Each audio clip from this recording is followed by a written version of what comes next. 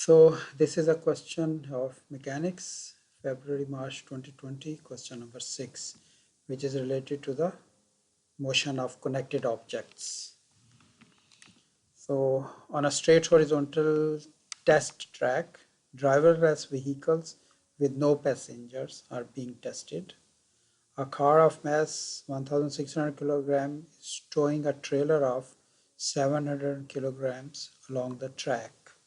So if we draw it, this is the track. It's a horizontal track, straight. So this is the track. On this track we have a car.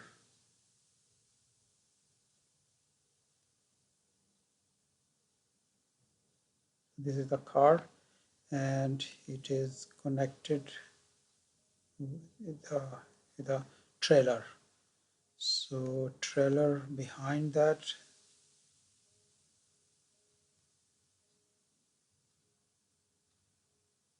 So this trailer is connected with this, right?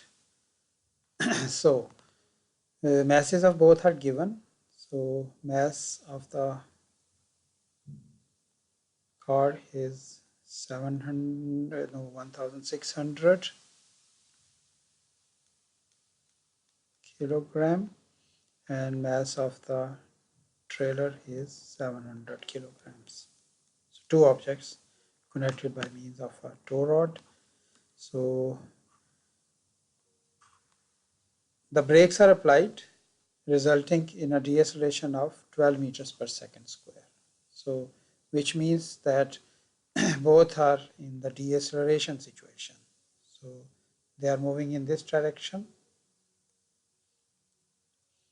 and the value of A in both cases is minus 12 because it is deceleration. Okay. The braking force acts on the car only. So because the car has the brakes, so this is applied. Braking force is only in the car.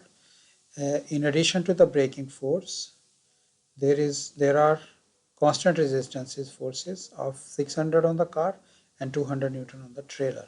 So now we'll show these forces on the diagram. So braking force we can show as a backward force to the car, this one. So this is the force of resistance or braking force. Okay. Then two more forces are acting there, one on the car and one on the trailer, which are the other resistances like the air resistance or some other kind of resistances. So these two. So to the car there is 600 Newton and to the trailer it is 200 Newton. Okay. So this is the situation. So first part is find the magnitude of the force in the tow bar. Okay, so when the car is pulling the trailer, so in that case the force in the tow bar will be the tension because the car is pulling the trailer. In case of pulling situation, the string or rod has tension. But here there is a brakes are applied, so there is a braking force. So car is going to stop itself and also the trailer. So braking force means that when it was moving and brakes are applied, so then the trailer will push the car in the forward direction due to the inertia, right? So due to that there will be the thrust in the tow bar. So see, this is the difference. In case of acceleration, we have tension in the tow bar. In case of deceleration, we have the thrust in the tow bar, right? That in case of acceleration,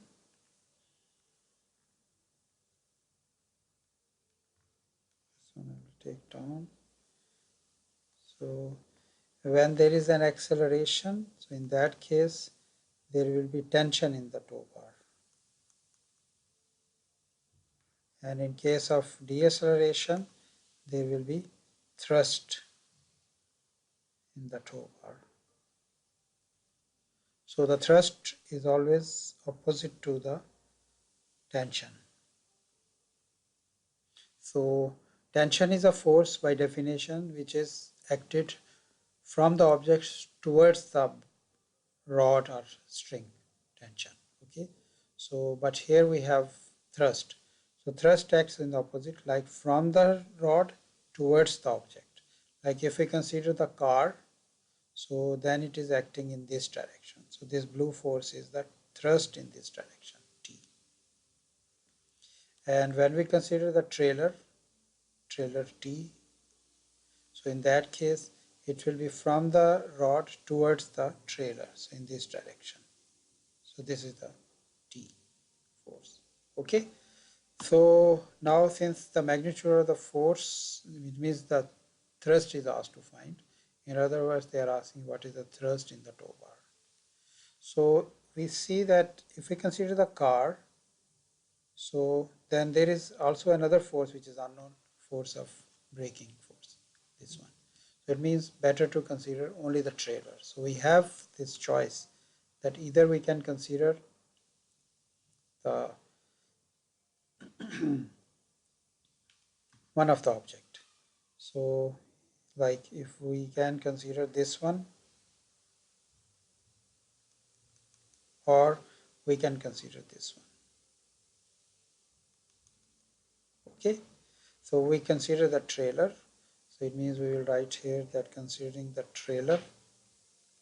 So what is the Newton's second law equation for that? Forward force minus backward force is equal to ma. So forward force minus the backward force is equal to ma. So this will give us the there is no forward force because thrust is acting in the backward direction and air resistance, other frictions are acting in the backward direction. So it means this is 0 and this one is T, and the other is also a backward force, so that is negative 200, and this is equal to the mass of the trailer, which is 700 kilograms, into the value of A, which is minus 12. Okay, so every quantity is negative, so it means we can cancel out the negative sign. So from here we got that T is equal to 8400, and then since all of become positive, so this will become 200, so it means that is equal to 8200 Newton. So this is the force which they are asking to find, 8200 Newton, the magnitude of the thrust force. Okay, so this is the first answer. Okay, then in the same question there is another part, find the braking force, which means this Fr we have to find. So obviously in this case we will consider the car because this is acting to the car only. So I will put it here.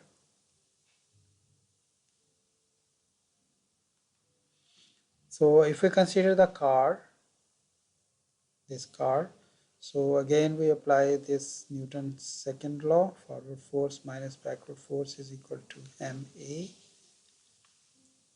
So putting the values in this, forward force in this case is the thrust, right?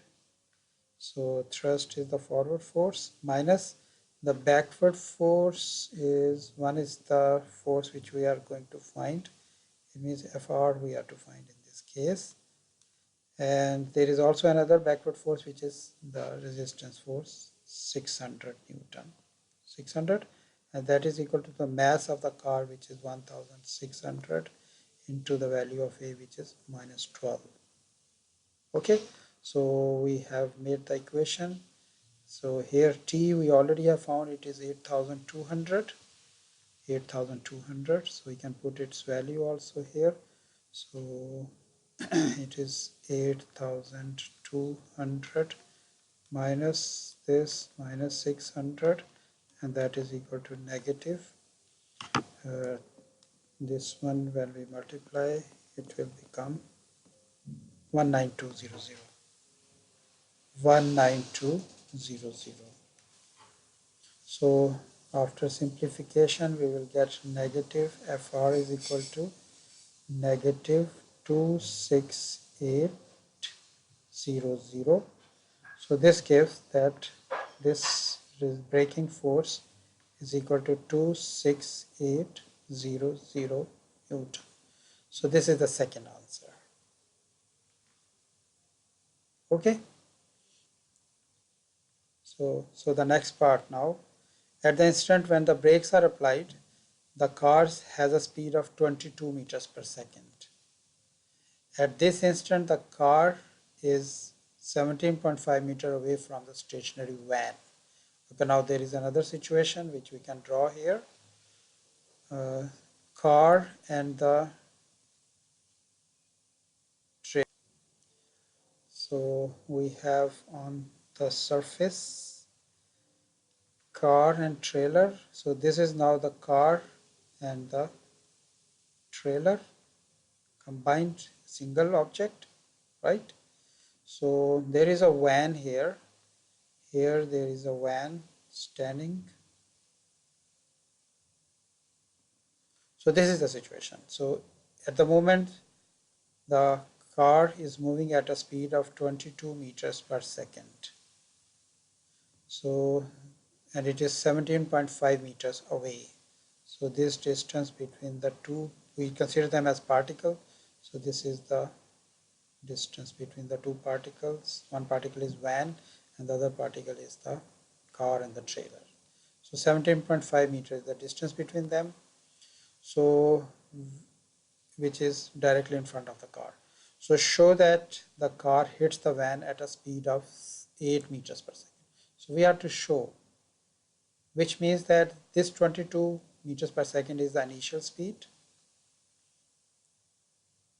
Okay, this is the initial speed, and final speed we will find and we'll prove that this speed is 8 meters per second. We know that the value of A is minus 12. It's already given in the previous part, and distance is 17.5 meters. Okay, so it's a kinematics question. We have to find the speed here. So simply the equation which is suitable, it is without t. So it means it is v square is equal to u square plus 2as. Okay, so putting the values, we will get v square is equal to 22 square plus 2 into minus 12 into the distance 17.5. So when we simplify this, so after simplification it is 64. So which means that v is equal to square root of 64. So it's in the same direction, so we will not take the negative sign, only positive square root we are taking. So it means it is 8. So therefore the answer for this part is 8 meters per second. As you know that it is already declared in the question statement, so it means we will say that it is proved, right? And it is exact. Okay. Okay, so then now the next part, here we have found that the car hit the van at a speed of 8 meters per second. Car hit means that car and the trailer both hit. Okay, so now it's a new situation and it's a different topic, which is momentum. During collision, we always take momentum under consideration. So if I draw the situation again, like we have this path and here we have the van. So here is the van standing on the road. So it means its speed is 0. So let's say van we are taking as u, initial speed of van uv. So uv is equal to 0 and car and the trailer is hitting that. So car is now here and the trailer with that. both are considered now as a single object. So it means that the initial speed of the car and the trailer is,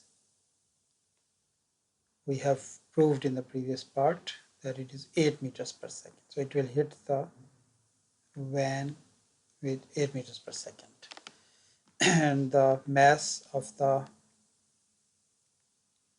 van is to find, because they are asking to find the mass of the van, and the mass of the car and trailer, that is the combined mass of both, which was 1600 and 700. So 1600 and 700, which means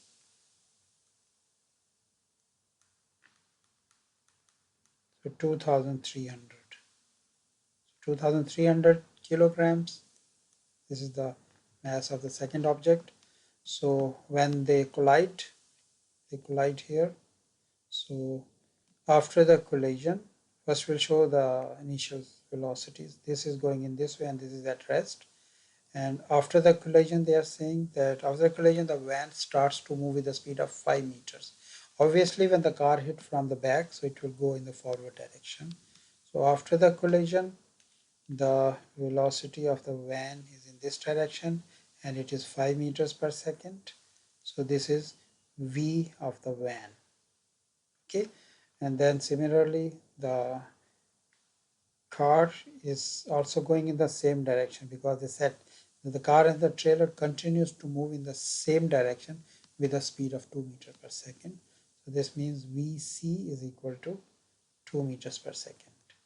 So in momentum situation, during the collision, we have to decide that which direction we are taking as positive and which direction we are taking as negative. So let's say usually we take initial direction as positive. So this direction we take as positive V, and the opposite direction we take as negative V. But here we have seen it's easy situation, because car and the trailer both are moving in the same direction after the collision. So every velocity is positive here. Okay, so now using the law of conservation of momentum. So using law of conservation of momentum,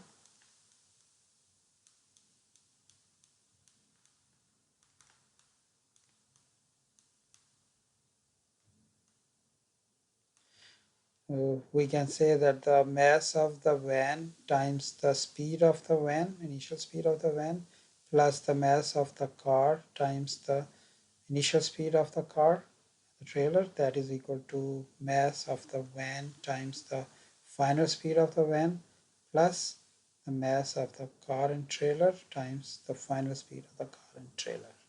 In other words, we are saying that initial momentum, which means the momentum before collision, is equal to the final momentum, which is the momentum after the collision. Okay, so this is the expression. So here we will just substitute the values, and then we will get the unknown value, the mass of the van. So since here, after putting the values, this is mass of the van unknown into the velocity of the van, mass of the car and the trailer is 2300 times it is 8, this one is equal to mass of the van unknown into velocity of the van is 5 after the collision, plus it is 2300 into 2. Okay, so then we can do calculations here. So now it's easy maths. So this is 5 MV plus when we multiply these two, it is 4600, and this is 0, and this is 18400. So it means from here the mass of the van will be equal to 18400 minus 4600 divided by 5. So which after calculation it is 2760. So therefore we can say that the mass of the van is equal to 2760 kilograms. So this is the answer of the last part, D. So this is the question. Okay, so the last part, D, mass of the van is this. So I hope it's clear to everyone. Okay then, have a nice time.